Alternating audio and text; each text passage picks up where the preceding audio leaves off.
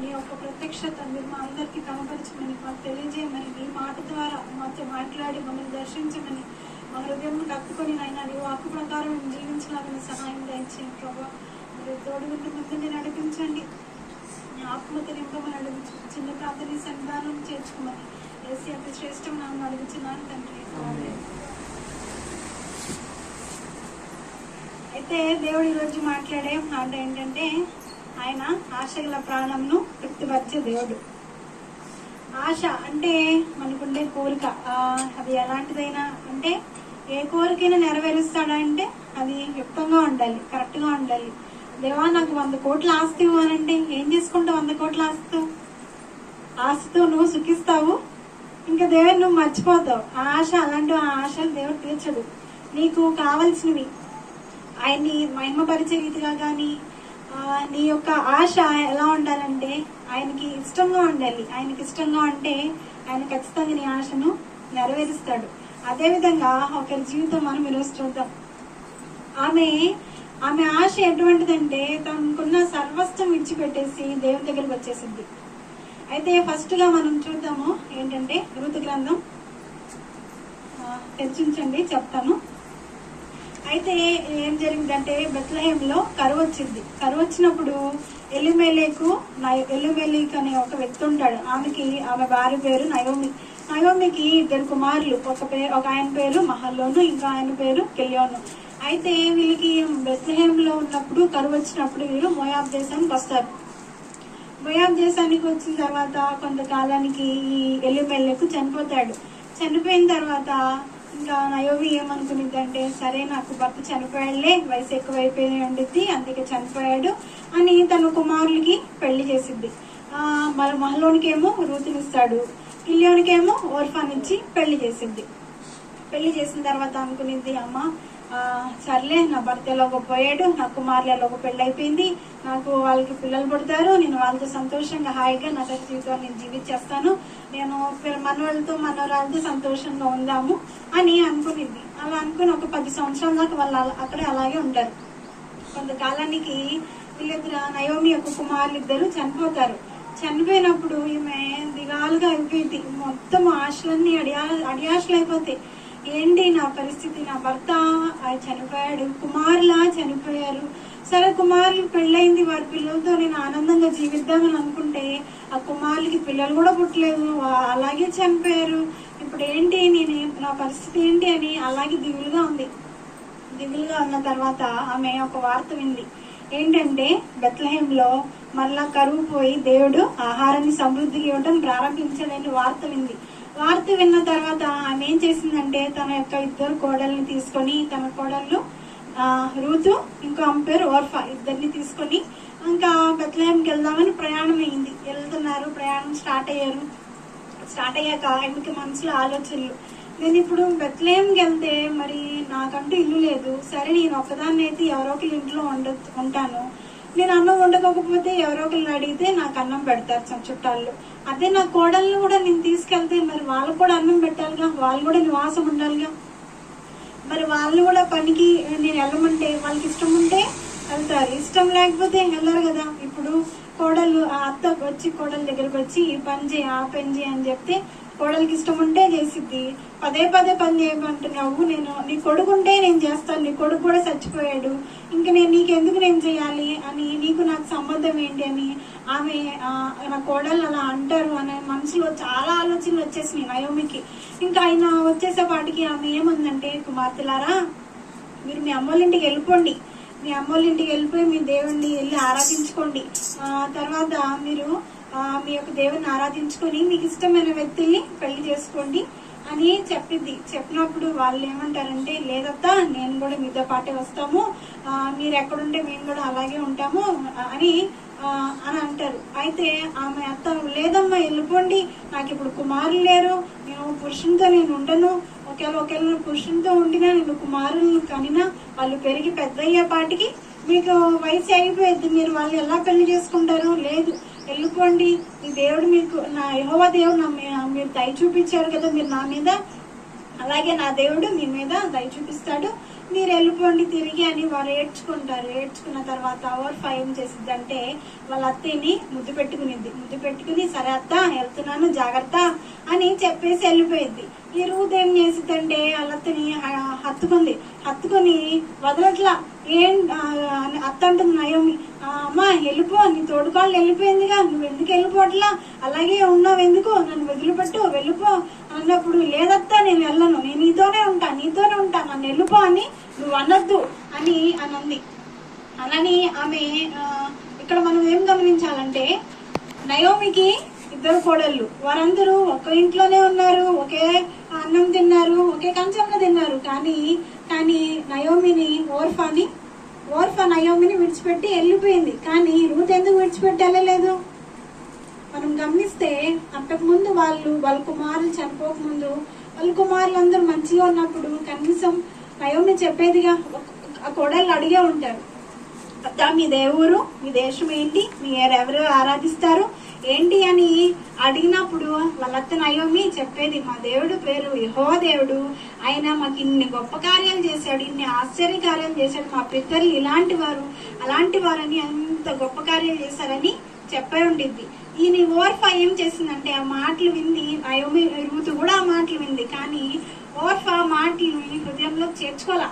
కానీ రూతు చేర్చుకుంది. ఎలాగంటే విత్తనం విత్తినప్పుడు ఆ విత్తనము త్రోవ పక్కన వేసినప్పుడు ఏమైంది, పక్షులు వచ్చి ఎత్తుకుపోయారు. అలాగే ఓర్ఫా కూడా తన హృదయంలో ఆ యొక్క మాటలు ఏం జస్ట్ విందంతే గాని తన హృదయంలో భద్రపరచుకోవాలా. కానీ రూత్ ఏం చేసింది, తన యొక్క మాటను ఆ యొక్క విత్తనాన్ని తీసి హృదయంలో నాటుకుంది.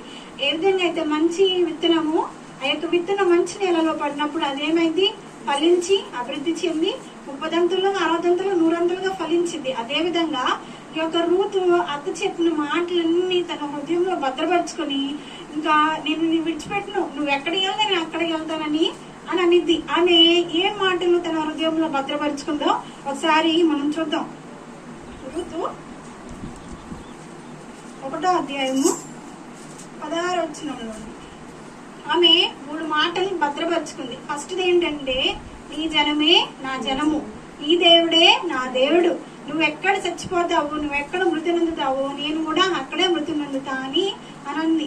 అయితే ఫస్ట్ మాట మనకు జాగ్రత్తగా గమనిస్తే ఆమె ఏమందంటే, నీ జనమే నా జనము. అయితే ఈ మాట ఆమె ఏ విధంగా భద్రపరుచుకుందో ఒకసారి గమనిస్తే, వాళ్ళత్త చెప్పుండిద్ది, వాళ్ళ జనం ఎవరు, ఇజ్రాయిల్ ప్రజలు. ఇజ్రాయిల్ ఎవరు, దేవుని ప్రజలు. మనము నిర్గమాకాండం 4వ అధ్యాయం 22వ వచనంలో దేవుడు ఏమంటాడంటే ఇజ్రాయెల్ ప్రజల్ని, ఇజ్రాయేలు నా జ్యేష్ఠ పుత్రుడు, నా కుమారుడు అని దేవుడు మాట్లాడతాడు. అయితే ఇంకా ఈ విషయం నయోమి తన కూతురికి చెప్పినప్పుడు ఆమె భద్రపరుచుకున్నాము.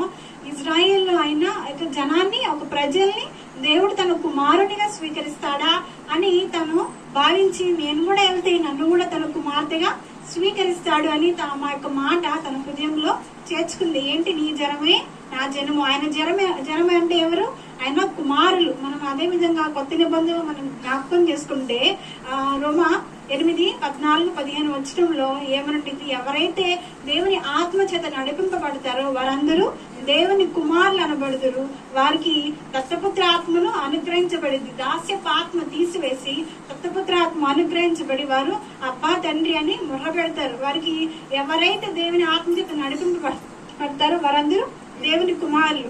దేవుని జనాంగం ఏంటి, ఆయన యొక్క కుమారులు. అయితే ఆమె గ్రహించింది ఫస్ట్ మాట, నీ జనమే నా జనము. అయితే నేను అక్కడికి వెళ్ళిపోతే ఆ జనాంగం నేను కలిసిపోతే నేను కూడా ఆయన కుమార్తెగా నేను మార్చబడతానని ఆ మొదటి విత్తనం తన హృదయంలో నాటుకుంది. రెండోది ఏంటంటే, నీ దేవుడే నా దేవుడు. ఆయన దేవుడు, ఆమె దేవుడు ఎవరు, యెహోవా దేవుడు. ఎంత గొప్పవాడో తను చూసుకుందండి. ఏ విధంగా మనం గమనిస్తే ద్వితీయోపదేశకాండము 6వ అధ్యాయము 21లో అక్కడ ఏమనుండిద్దంటే, యెహోవా తన బాహుబలము చేత ఐగుప్తులో నుండి మమ్మలను రప్పించిన అని ఉండిద్ది.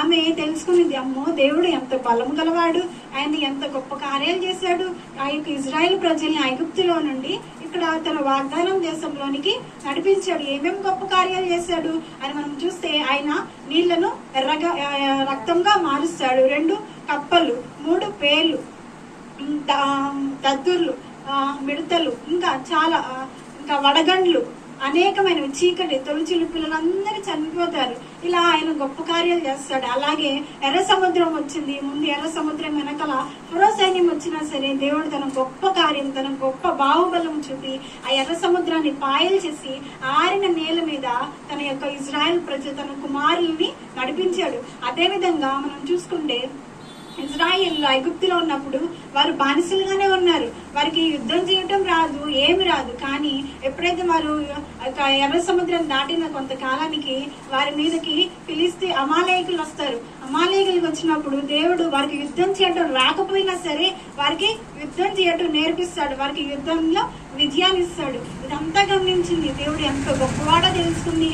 మళ్ళా దేవుడు ఏం తెలుసుకుంది అంటే ఆయనకి ప్రార్థన చేస్తే ఆయన ప్రార్థన ఆలకిస్తాడని తెలుసుకుంది. ఏ విధంగా అంటే యెహోషువ ప్రార్థన చేస్తాడు, అయ్యా ఇదిగో మేము యుద్ధం చేస్తున్నాము, ఈ సూర్యుడిని గిబియోనులో ఆపు, చంద్రుడిని అయాలోయలో ఆపు అని ఎప్పుడైతే యెహోషువ ప్రార్థన చేసినప్పుడు ఇంకా ఆమె దేవుడు యెహోషువ ప్రార్థన ఆలకించి ఇంకా సూర్య చంద్రులను అక్కడ ఆపేశాడు. అమ్మో ప్రార్థన చేస్తే వాతావరణం మీద కూడా ఆయన అధికారం ఇచ్చే దేవుడని గమనించింది. ఇంకోటి ఏంటంటే ఇదిగో ఇంకా ఇజ్రాయిల్ ప్రజలు ఇంకా సినాయి పర్వతం మీద దగ్గరికి వచ్చినప్పుడు ఇంకా దేవుడు మోషే వారి దగ్గర లేడు, దేవుని కొండ మీదకి వెళ్ళిపోయాడు, సినాయి కొండ మీదకి వెళ్ళిపోయాడు. వెళ్ళిన తర్వాత ఇజ్రాయిల్ ప్రజలు ఏం చేశారంటే మాకు దేవుడు లేడని ఒక దూడను తయారు చేసుకుని ఈయనే మా దేవుడని వారు భావించి ఆ దేవుణ్ణి ప్రార్థిస్తున్నామని దేవునికి బాగా కోపం వచ్చేసి వారు నాశనం చేద్దామని అనుకున్నప్పుడు మోషే వెళ్ళి వారి పక్షాన ప్రార్థన చేశాడు, అయ్యా నశింప చేయొద్దు అని ప్రార్థన చేసినప్పుడు దేవుడు మోషే ప్రార్థన ఆలకించి వారిని నశింపజేయాల. ఆమె అనుకుంది, నేను కూడా మోయాబ్ దేశం నుండి వచ్చాను, నేను కూడా తృణీకరించబడిన దేశంలో నుండి వచ్చాను, నేను ప్రార్థన చేస్తే నన్ను క్షమించి నన్ను ప్రార్థన ఆలకించి నన్ను కూడా చేర్చుకునే దేవుడని ఆమె గ్రహించింది. మూడేంటంటే క్షమించే దేవుడని గ్రహించింది. ఫస్ట్ ఏంటంటే దేవుడు ఎంత గొప్పవాడు, ఆయన బాహుబలం చేత ఐగుప్తులో నుండి ఇజ్రాయెల్ ప్రజల్ని కనాను దేశంలోని తీసుకొచ్చాడని గ్రహించింది. 2 ఆయన ప్రార్థన ఆలకించే దేవుడని గ్రహించింది. 3 ఆయన ఆమె తప్పు చేసినప్పుడు క్షమాపణ చెప్పినప్పుడు ఆమెను క్షమించే దేవుడని గ్రహించింది.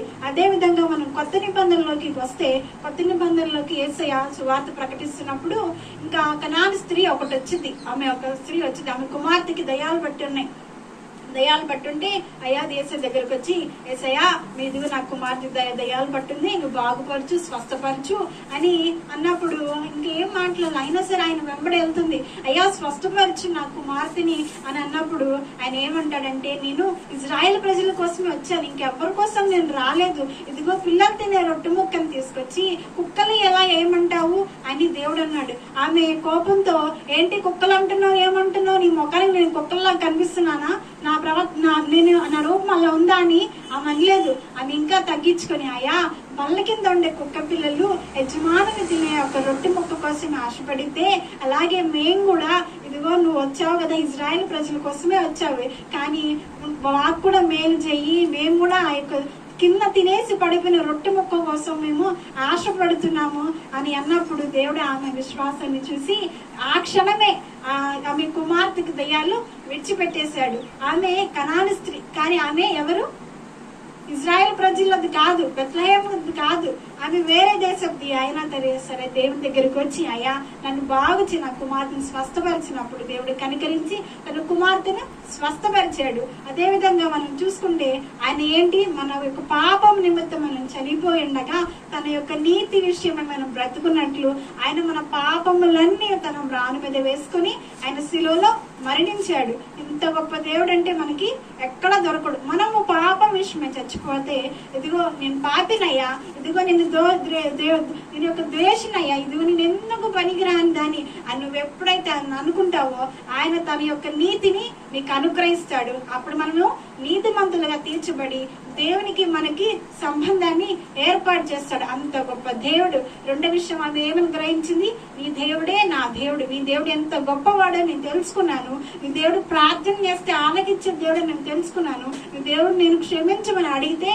ఆయన క్షమాపణ కోరి నన్ను క్షమించే దేవుడని ఆమె తెలుసుకుంది. మూడోది ఏంటంటే, నువ్వు ఎక్కడ మృతి నొందుదువో నేను కూడా అక్కడే మృతి నొందుదు అని అనింది. అంటే నువ్వు ఎక్కడ చచ్చిపోతావో నేను కూడా అక్కడే చచ్చిపోతా అని అనింది. ఇక్కడ మనం చూసుకుంటే మా ఆదికాండము 49వ వచనంలో ఆయన యాకోబు ఏం చేస్తాడంటే, తన యొక్క కుమారులకి ఇవ్వాల్సిన ఆశీర్వాదాలన్నీ ఇచ్చేసి తన యొక్క మరణ సమయం వచ్చినప్పుడు ఆయన ఏమంటాడంటే, ఇదిగో కుమారులారా నా మాట వినుడి, మనకు కనాను దేశంలో మక్పెల ప్రదేశంలో మనకు చూద్దాం చూడండి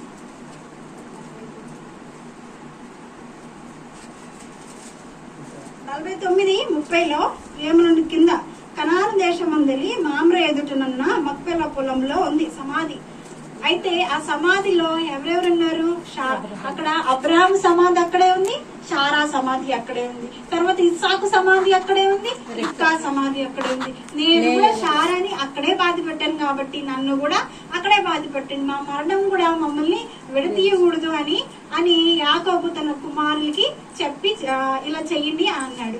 అదే విధంగా యోసేపు చనిపోయినప్పుడు 50వ అధ్యాయంలో ఇక్కడ మనం 25వ వచనంలో మనం చూసుకుంటే 25వ వచనం నుండి మనం చూసుకుంటే యోసేపు అడుగుతాడు, ఇదిగో మన దేవుడు మిమ్మల్ని ఖచ్చితంగా కనాన్ దేశానికి తీసుకెళ్ళినప్పుడు నేను ఎలాగో చనిపోయినప్పుడు మరి నా ఎముకలు ఉంటాయి కదా, నా ఎముకల్ని తీసుకెళ్లి ఆ కనాన దేశంలో పాతి పెట్టండి, ఆ వాగ్దాన దేశంలో పాతి పెట్టండి అని ఆ యొక్క కోరిక నా యొక్క తీర్చండి, నాకు ఇంకేం వద్దు, ఈ యొక్క ఐగుప్తుల్లో ఈ ధనగంతల్లో నేను ఉండను, నాకు ఆ కనాన్ దేశంలో నేను ఉండాలి అని తను కోరుకొని ఉన్నాడు. తన యొక్క మరణం కూడా దేవుని యొద్ద నుండి విడతీయదు అని తెలుసుకుంది. అదే విధంగా మనం కొత్త నిబంధనలోనికి వస్తే ఆ స్టెఫన్ ఏం చేస్తాడంటే, ఇదిగో స్టెఫన్ దేవుని వరకు జీవిస్తున్నప్పుడు ఇంకా అనేకులు స్టెఫన్ ని రాళ్ళతో కొట్టి చంపాలని చంపుతున్నప్పుడు స్టెఫన్ కి ఏమని కనిపించింది అంటే, ఆకాశం తెరవబడి యేసుక్రీస్తు కుడిపార్శ్వంలో కూర్చుని అంటే యేసుక్రీస్తు కుడిపార్శ్వంన ఆయన లేచి నిల్చుంటే చూచాడు. ఈ చూచిన విషయం అక్కడ ఉన్న వాళ్ళకి రాళ్ళతో కొట్టే వాళ్ళకి చెప్తున్నప్పుడు, ఇదిగో వీడు దేవదూషణ చేస్తున్నాడు అని వాడిని ఇంకా రాళ్ళతో వేసి బాగా కొడుతున్నప్పుడు ఈ స్టెఫన్ ఏమని చెప్తాడంటే, అయ్యా నా చేతికి నీ ఆత్మ నాకు పిలుస్తున్నా, దయచేసి మీరు పాపమును ఇంకా క్షమించేసాయని అని అంటాడు. సిలువలో ఏ విధంగా తండ్రి పలికాడు అంటే, యేసుక్రీస్తు సిలువలో ఏమని పలికాడు? మొదటి మాట, తండ్రి వీరేం చేస్తున్నారు, వీరికి తెలియదు కనుక వీరిని క్షమించడి అన్నాడు. తర్వాత లాస్ట్ మాట, తండ్రి నీ చేతికి నా ఆత్మను అప్పగించుచున్నాను అన్నాడు. అదే విధంగా అంటే ఇవి రూతు గ్రహించింది, నా మరణము కూడా మమ్మల్ని విడదీయలేదు, మమ్మల్ని వేరుపరచలేదు, ఇంత గొప్ప ఉంది అని ఆమె తెలుసుకుంది. తెలుసుకోవడం ద్వారా ఆమె విడిచిపెట్ల తన అత్తను విడిచిపెట్ల తన అత్తను హత్తుకొని ఉన్నది. తన హత్తుకొని ఉండటం ద్వారా ఆమె అత్త గ్రహించింది. ఏమని కింద చూద్దాం చూడండి, 18వ వచనంలో 1వ అధ్యాయము 18వ వచనంలో, తనతో కూడా వచ్చుటకు ఆమెకు మనసు కుదిరినదని నయోమి తెలుసుకున్నప్పుడు అందును గూర్చి ఆమెతో మాట్లాడుట మానెను. అయితే ఆమె ఏమని గ్రహించింది? ఇంకా కోడలు తన మనసును స్థిరపరచుకుంది, దేవునిలో ఇదిగో దేవుడిని ఇంత గొప్పవాడని తెలుసుకుంది అని ఇంకా ఆ విషయాలు ఎత్తటం మానేసి వాళ్ళిద్దరు కలిసి బెత్లెహేముకి ప్రయాణం అయిపోయారు. ఆమె రూతు తెలుసుకుంది, నీ దేవుడే ఫస్ట్ టైం తెలుసుకుంది, నీ జనమే నా జనం. నీ జనం అంటే ఎవరు? దేవుని కుమారులు. నీ దేవుడే నా దేవుడు. నీ దేవుడు ఎంత గొప్పవాడు, ఆయన ప్రార్థన ఆలకించేవాడు, బాహుబలము గలవాడు, క్షమించే దేవుడు. మూడోది, నీవెక్కడ చచ్చిపోతావు నేను కూడా అక్కడ చచ్చిపోతా, నా మరణము కూడా దేవుని మహిమ పరిచిద్ది, మరణము కూడా మమ్మల్ని విడదీయలేదని తెలుసుకున్నారు. ఇంకా ఆమె అత్త ఇంకా కోడలు తన హృదయాన్ని ఇంకా సిద్ధపరచుకుంది, ఇంకా బలంగా ఉంది. ఒకవేళ నాతో ఒకవేళ వచ్చినా నన్ను ఇంకా ఎందుకు వచ్చావు, మమ్మల్ని ఎందుకు తీసుకొచ్చావు అనే మాట కూడా అన్నదని ఇంకా వాళ్ళిద్దరు కలిసి బెత్లెహేముకి ప్రయాణం అయిపోయారు. ఇంకా బెత్లెహేముకి వచ్చేసినాక స్టోరీ అయిపోయిందంటారా? ఆమె ఆశ ఏంటి? దేవుడు ఎవరో తెలుసుకుంది, బెత్లెహేముకి వెళ్ళాలనుకుంది కానీ వెళ్ళింది. మరి దేవుడు ఏ విధంగా ఆమె ఆశను తృప్తిపరిచాడు అది కూడా తెలుసుకోవాలి కదా. మనము ఇదిగో దేవుని కోసం వచ్చాము, దేవునికి మందిరం మనం ఉన్నాము, కానీ ఆయన మనం ఏ విధంగా తృప్తిపరిచాడో తెలుసుకోవాలి కదా. ఒక చిన్న 7 మాటలు అంతే. ఫస్ట్ ఆమె ఎక్కడికి వెళ్ళింది? బెత్లెహేముకి వెళ్ళింది. అంటే మనం ఆత్మీయం మనం గ్రహించాలంటే ఆమె దేవుని మందిరానికి వచ్చింది. మళ్ళా మనం చూసుకుంటే రెండో అధ్యాయము 9వ వచనంలో అక్కడ ఏముంది, తర్వాత ఆమె నిలకడగా, అమ్మ ఇదిగో బోయాజ్ అంటున్నాడు, అమ్మ నువ్వు ఇక్కడ పనికత్తెల దగ్గర నిలకడగా ఉండు అని అంటున్నాడు. అంటే నువ్వు ఇక్కడ స్థిరంగా ఉండు, అటు ఇటు కదలొద్దు, నువ్వు ఎక్కడికి వెళ్ళొద్దు, బయట పొలాలకు వెళ్ళొద్దు, వేరే చోటకి వెళ్ళొద్దు, ఇక్కడే స్థిరంగా ఉండు అని అంటున్నాడు. అంటే మనం కూడా దేవునిలో స్థిరంగా ఉండాలి. మూడోది ఏంటి, ఇక్కడ మళ్ళా 10వ వచనంలో నీ కటాక్షము, ఆమె అక్కడ మూడోది మాట ఏంటంటే ఆమె బోయాజ్ యొక్క కటాక్షం పొందుకుంది, ఆయన యొక్క కృప పొందుకుంది, దేవుని యొక్క కృప పొందుకుంది. ఎప్పుడైతే మనం దేవుల్లో స్థిరంగా ఉంటామో ఆయన కృపకి, ఆయన దయకి మనము పాత్రలు అవుతాము. కింద 12వ వచనంలో ఆమె ఇంకా ఎవరిని, దేవుని యొక్క సురక్షితమైన రెక్కల కిందకి ఆమె వచ్చేసింది. ఇది 4వ మాట. ఫస్ట్ ఏంటి, బెత్లెహేముకి రావటం, దేవుని మందిరంలో రావటం. రెండోది నిలకడగా ఉండటం, స్థిరంగా దేవుని మందిరంలో ఉండటం. మూడోది కటాక్షం, బోయాజ్ యొక్క కటాక్షం పొందుకుంది, అంటే దేవుని యొక్క కృపకు మనము పాత్రలు అవుతాము. నాలుగోది దేవుని యొక్క మహోన్నతుని యొక్క దేవుని రెక్కల చాటున ఆమెకు వచ్చింది. అంటే మనం కూడా మన యొక్క దేవుని రెక్కల చాటును మనకు వచ్చినప్పుడు మనకి ఏ అపాయం రాదు, ఏ భయం రాదు, ఏ చీకటి ఏవి చూసినా సరే మనము భయపడము. కింద మనం చూసుకుంటే ఇప్పుడు మనం ఎన్ని నేర్చుకున్నాం, 4 నేర్చుకున్నాం. ఐదోది ఏంటంటే 3వ అధ్యాయము 15వ వచనంలో రూతు బోయాజ్ దగ్గరికి వచ్చిన తర్వాత, బోయాజ్ నుండి రూతు తిరిగి వెళ్ళిపోతున్నప్పుడు ఆమె నుట్టి చేతులతో పంపిలా, ఏమిచ్చాడు, 6 కొనల యవ్వనులను ఇచ్చాడు. అంటే నువ్వు దేవుని దగ్గరకు వచ్చి దేవుని రెక్కల చాటు నువ్వు భద్రంగా ఉంటున్నప్పుడు ఆయన్ని ఊరికనే అలా ఉంచుతాడా, ఉంచడు. ఆయన నిన్ను ఆశీర్వదిస్తూ వస్తాడు. నువ్వు అడగక్కర్లా, అయ్యా ఈరోజు నాకు అన్నం లేదయ్యా, ఈరోజు నాకు కూర లేదయ్యా, నువ్వు అడగక్కర్లా. నీకు కావాల్సింది ఆయన చూస్తాడు, నీ అక్కర ఆయనకి తెలుసు, ఆయన నువ్వు అడగక్కర్లా. రూత్ అడిగిందా బోయాజ్ని, మా ఇంట్లో ఏం లేదయ్యా, నువ్వు నాకు ఇవ్వయ్యా, మా ధాన్యం ఇవ్వయ్య, నీ దగ్గర అంత రాశిగా పోసుకొని ఉంచుకున్నావా, ఇవ్వు అని రూత్ అడగలా. కానీ బోయాజే ఇచ్చాడు. అదే విధంగా మనం కూడా దేవుని రెక్కల చాట మనం ఉంటే, మనం అడగకపోయినా ఆయన గుప్పిళ్ళు విప్పి విస్తారంగా మనని ఆశీర్వదిస్తాడు. ఇంకా 6వది ఏంటంటే ఈ యొక్క రూతుని 4వ అధ్యాయము 10వ వచనంలో బోయాజు రూతుని పెళ్లి చేసుకుంటాడు. ఇంకా అంటే మన ఆత్మీయం గమనిస్తే దేవునికి మనకి సంబంధము ఎవ్వరు కూడా విడదీయలేరు. భార్యాభర్తలు ఎవరైనా విడదీస్తారా, వారి సొంతంగానే వారు విడిపోవాలి తప్ప వారిని ఎవరో మూడవ వ్యక్తి వచ్చి వారిని విడదీయలేరు. అదేవిధంగా దుష్టుడు కూడా మన మీద ఎటువంటి అధికారము లేదు. అటువంటి సంబంధాన్ని అక్కడ మనం కలిగి ఉంటాం. తర్వాత లాస్ట్కి మనం వచ్చేస్తే ఆమె ఇక్కడ 13వ వచనంలో ఆమె గర్భవతి కుమారుని కనిద్ది. ఆమె కుమారుని కని సంతోషిస్తారు. ఆమె అత్తగారు, ఆమె యొక్క భర్త నయోమి అందరూ సంతోషిస్తారు. అలాగే మన ఆత్మీయుల్లో మనం చూసుకుంటే మనం ఏ విధంగా ఉంటాం, ఆయన కొరకు సాక్షులుగా మనము నిలబెడతాడు. మనము ముందు గమనిస్తే ఆమె యొక్క రూతు మోయాబు దేశంలో ఉన్నప్పుడు వాళ్ళు ఇంచుమించు 10 సంవత్సరాల దాకా ఉన్నారు. 10 సంవత్సరాల దాకా ఉన్నప్పటికీ కూడా వారిద్దరు కోడలికి కుమారులు లేరు. ఎందుకు లేరు? వారు ఎక్కడున్నారు? మోయాబు దేశంలో ఉన్నారు, ధృవీకరించబడిన దేశంలో ఉన్నారు. మోయాబు నా కాళ్ళు కడుగు, పళ్ళెం ఎక్కడైనా నెత్తి మీద పెట్టుకుంటామా? మన చేతులు తీసుకెళ్ళి బయట పెడతాం, ఇంటి బయట పెట్టుకుంటాం, కానీ మన ఇంట్లో కూడా ఉంచుకోము. అదేవిధంగా ఈ యొక్క రూతు మోయాబ్ దేశంలో ఉంది కాబట్టి, నయోమి మోయాబ్ దేశంలో ఉంది కాబట్టి దేవుని ఆశీర్వాదానికి ఆమె పాత్రలు కాలేదు. ఎప్పుడైతే ఈమె బెత్లెహేముకి వచ్చిందో ఆమె ఆశలు మొత్తం తీర్చింది దేవుడు. మొదటికి మళ్ళా మనం ఒకసారి గమనిస్తే, ఎందుకు చెప్తున్నానంటే గుర్తుండేది, మన యొక్క దేవుని మాట మన హృదయంలో అంటే నెమరు వేయడం ద్వారా దేవుడు పదే యొక్క మార్పు నుండి దేవునికి ఇష్టపూర్వకంగా మనము జీవిస్తాము. ఫస్ట్ది మనం దేవుని సన్నిధికి రావాలి, దేవుని సన్నిధిలో నిలకడగా ఉండాలి, దేవుని యొక్క కటాక్షం, ఆయన యొక్క కృప, ఆయన యొక్క దయకు మనం పాత్రలు అవ్వాలి. 4వది దేవుని యొక్క రెక్కల చాటును మనం భద్రంగా ఉండాలి. ఆయన మనల్ని బహుగా ఆశీర్వదిస్తాడు, ఎవ్వరు విడదీయలేనంత సంబంధాన్ని ఇస్తాడు. మనం ఆయన సాక్షులుగా ఉండాలి. ఆమె రూతు గర్భం ధరించింది. ఆమె యొక్క కుమారుడు ఎవరు? ఒబేదు మళ్ళా పెళ్లి చేసుకుని కింద వచ్చిన 20వ వచనంలో మనం చూసుకుంటే ఒబేదు మళ్ళా ఎవరిని కంటాడు? యెషైని కంటాడు.